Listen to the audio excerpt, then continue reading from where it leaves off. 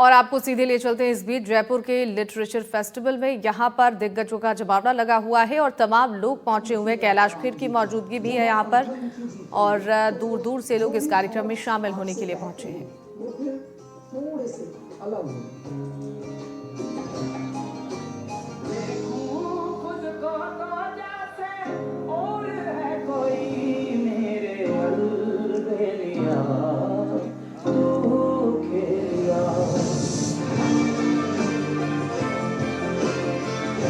तू जो चाहे अगर कदमों में तेरे हो शिखर, तू खुद पर यकीन।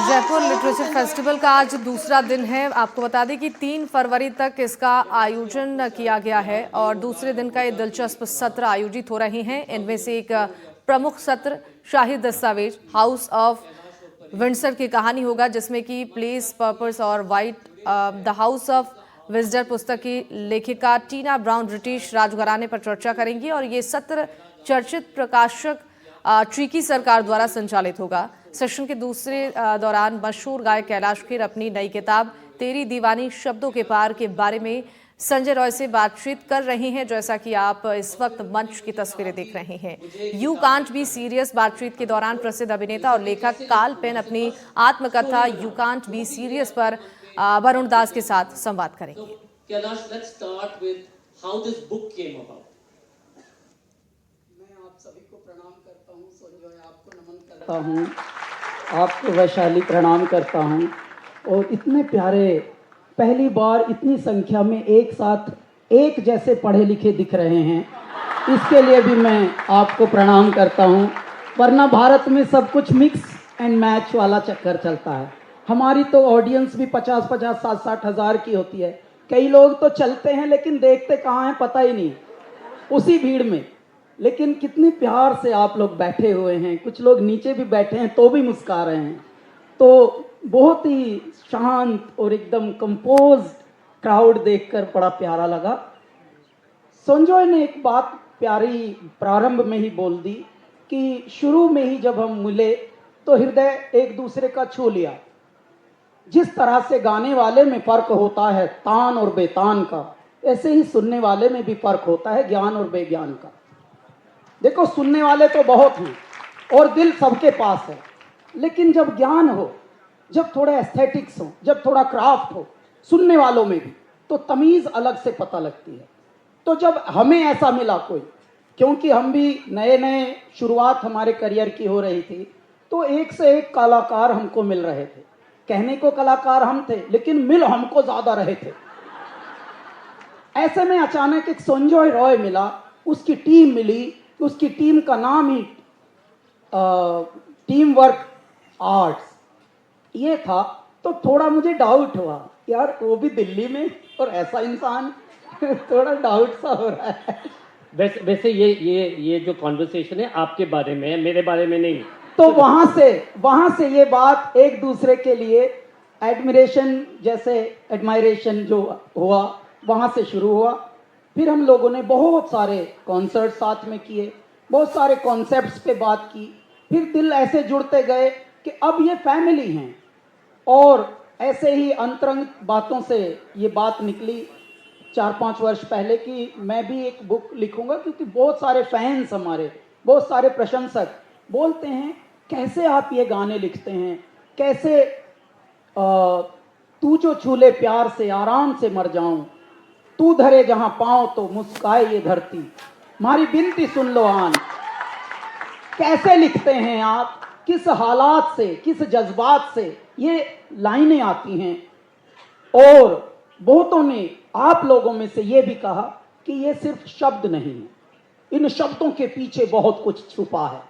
तो तभी ये हमारी तेरी दीवानी पुस्तक का मन में संकलन आया और इस संकलन में आप ही लोगों के दिया हुआ ये शब्द नहीं है, शब्दों के पार हैं। इनमें आपके छुपे हुए जज्बात हैं, आपके छुपे हुए इमोशंस हैं, जिनको परमात्मा ने आपका कैलाश खेर एक रचा, उसके अंदर ये भरा कि इतना कुआं भर देता हूं तुझमें अमृत का कि इसको बांट, जितना बांट सके, जितना सोलेस दे सके इस दुनिया को। तो ये गाने पहले आपके हृदय तक पहुंचे, जैसे गानों ने आपका हृदय जकड़ लिया, उसके बाद आप ही लोगों से ये रिक्वेस्ट आई 10 साल से कि आप इसकी ये कहानियां बताइए ना, such interesting stories behind these songs, why don't you come up with this book तो ये तब ऐसा हुआ। अब हम लोग क्योंकि बिजी इतने होते हैं कि समय नहीं देते, परमात्मा ने बोला दूंगा सब कुछ, बस वक्त नहीं दूंगा। और उसका नतीजा ये हुआ कि जो बीज 10 वर्ष पहले अंकुरित हुआ था वो अब फलित हुआ है, तेरी दीवानी शब्दों के पार के रूप में। कैलाश जी, थोड़ा बैकग्राउंड में चले जाते, पास में चले जाते। आपका पिताजी खुद तो म्यूजिशियन रहा। पिताजी म्यूजिशियन तो नहीं थे संजय जी, वो एक पंडित जी थे, यज्ञ करते थे, कथाएं करते थे। और भारत में यज्ञ कथा करने वाले लोग जो हैं कभी कभी सत्संग भी करते हैं। तो जो वो कभी कभी सत्संग करते थे, उनका शौक भी किसी पैशन से कम नहीं था। और आज की पैशन भी आप देखो तो लगता है शौक में गा रहा है, शौकिया गा रहा है। बात करेंगे वो पैशन की, रीलों पे उनके हो सकते हैं, इंस्टाग्राम पे मिलियन उनके फॉलोअर हों, जब उनको आप मंच पे देखते हैं तो शर्म सी आती है, अरे यार ये भारत को रिप्रेजेंट कर रहे हैं। तो वो शौकिया तौर पे गाते थे, लेकिन ऐसा गाते थे कि 4-5 साल का बालक कैलाश खेर पगला जाता था। और वो उनको पिताजी के रूप में ही नहीं सुनता था, वो ऐसे सुनता था कि जैसे स्वतंत्र आत्मा को कोई सुन रहा है। और वो बालक शरीर में बैठकर भी कोई बड़ी सी सोच वाला एक आत्मा बिठाई है परमात्मा ने, और वो सुनकर उनको चकित हो रहा है। क्योंकि वो गाते थे ऐसा, नदी किनारे धनुष धरा था, धनुषा में बाण नहीं था जी, उसी धनुष से मारा मिर्गला, मिर्गा के घाव नहीं था जी। ये जो आध्यात्मिक रिडल्स थे, स्पिरिचुअल रिडल्स, पहेलियां, आध्यात्मिक पहेलियां, ये गाते थे। तो न केवल गाने से ज्यादा, पुनीत प्रणाम आपको, गाने से ज्यादा जो ये आध्यात्म की सूक्तियां होती थी, ये हमको आकर्षित करती थी। वहां से हमको लगा यार ये फेमस विधाएं भी हैं गायकी की, चित्रहार आता है, उसमें फिल्मी गाने आते हैं, लोग गजल गाते हैं, थोड़ी थोड़ी पिया करो। तो पता नहीं क्यों इस तरफ मन नहीं जाता। एक बालक है जो बड़ा हो रहा है, वो बड़ों को देख रहा है, बड़ों को बड़ों जैसी हरकतें भी देख रहा है, लेकिन उनके अंदर छुपी हुई वो घटियापंती भी देख रहा है। वो बालक अचानक एक ये बात ऑब्जर्व कर रहा है, ये कौन सी बात है जो ऐसी अवस्था को भी आकर्षित करती है। तो मैं आध्यात्म से अभिभूत अधिक था बनिस्बत गायकी का। गायकी तो बाद में आ गई, क्योंकि आध्यात्म की जब यदि आपकी जड़ें तगड़ी होती हैं तो वृक्ष कल्प वृक्ष ही होता है। 14-15 साल पे आप निकल पड़े गुरु को ढूंढने के लिए, क्या हुआ? तो कुछ ऐसी बात हुई दिल्ली में, जब आप दिल्ली के हैं तो दिल्ली के जो भी होते हैं उनकी दुनिया अलग है होती है इस धरती से। बाकी संसार एक तरफ, दिल्ली एक तरफ। क्यों एक तरफ? दिल्ली में नथिंग इज इम्पॉसिबल। दिल्ली में आप बोलिए जहाज चाहिए मैडम, वो जहाज खरीदना है, मिल जाएगा जी। केड़ा चाहिए? पानी का चाहिए, हवा का चाहिए। दिल्ली असंभव को भी संभव करने वालों की एक धरती, और त्वरित एकदम जल्दी से वहां सब हाँ है।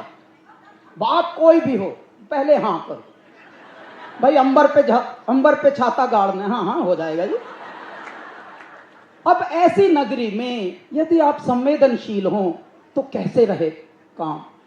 हमसे ऐसी कोई बात हुई जिसकी वजह से घर छोड़ना पड़ा।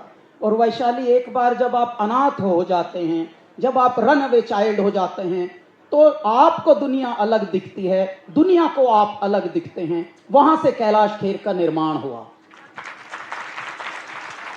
शुरुआत में तो बहुत कठिन रहा आपके लिए। आप क्लासेस देते थे, 150 रुपया शायद फीस, या 100 रुपया या 150 रुपया आप चार्ज करते थे।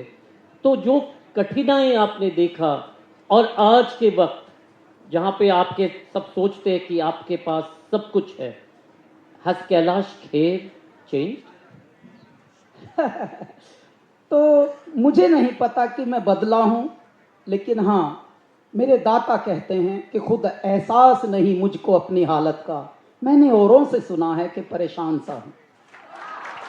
तो मुझे तो नहीं पता कि मैं बदला हूँ या नहीं, लेकिन हाँ, कुछ लोग, एक समय जब ये था कि मैं अपना अस्तित्व ढूंढ रहा था, एक समय वो था जब लोग हंसते थे, लोग उपहास करते थे, लोग कटाक्ष करते थे, अरे पढ़ता लिखता है नहीं, आवारापंथी की वजह से घर छोड़ के भागा है।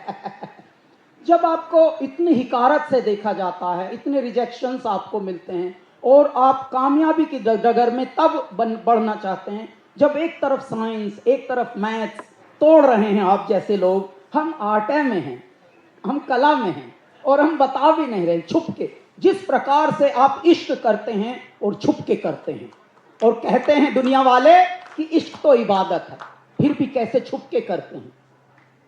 इसी प्रकार से कलाकार अपनी कला तब तक छुपाता है जब तक वो नाम न कमा ले, जब तक उसकी कुछ पहचान ना हो। ये आयरनी है हमारे भारत में।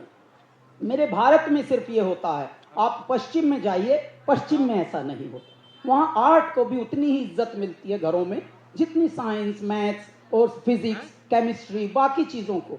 लेकिन दुर्भाग्य से, विडंबना से हम ऐसी स्थिति पे हैं। कोई बात नहीं, ऐसे में मैं छुपाता भी था, ये भी किसी को नहीं बताना कि मैं म्यूजिक में हूँ और खिल्ली उड़ेगी, क्योंकि पढ़े लिखों की, अच्छे लोगों की, कामयाब लोगों की दुनिया में कलाकार की कोई तब तक वैल्यू नहीं जब तक उसका कोई मंच ना मिल जाए, जब तक उसकी कोई पहचान ना हो जाए। तो दिल्ली में I used to do many odd jobs Sanjay ji. Odd jobs में तो आपको पता है हमारी कोई डिग्री तो थी नहीं, हम तो पढ़ भी रहे थे साथ है साथ, तो पता लगा कॉरेस्पॉन्डेंस पढ़ भी रहे हैं और जॉब कर रहे हैं। जॉब कैसी कर रहे हैं? सबसे पहली जॉब हमें प्रिंटिंग प्रेस में मिली, लेटर प्रिंटिंग प्रेस, उसमें लेटर लगाता था मैं। तो ये जब ये प्रिंटिंग के लिए वैशाली ने हमसे बात की थी तो बड़ी याद आई हमको कि अब तो कंप्यूटर से हो रहा होगा ऑफसेट प्रिंटिंग। तब वो भी दिन याद आए। मैं अखबार में भी काम कर चुका हूँ, जनसत्ता और नवभारत में, और थोड़े दिन मैंने न जाने क्या क्या किया। आज मैं एक ऐसी बात बताता हूँ आपको, आप मेरे साइज को देखिए, कितने फुट में मुझे पैक किया है भगवान ने। उसके बाद मैं ट्रक चलाता था दिल्ली में।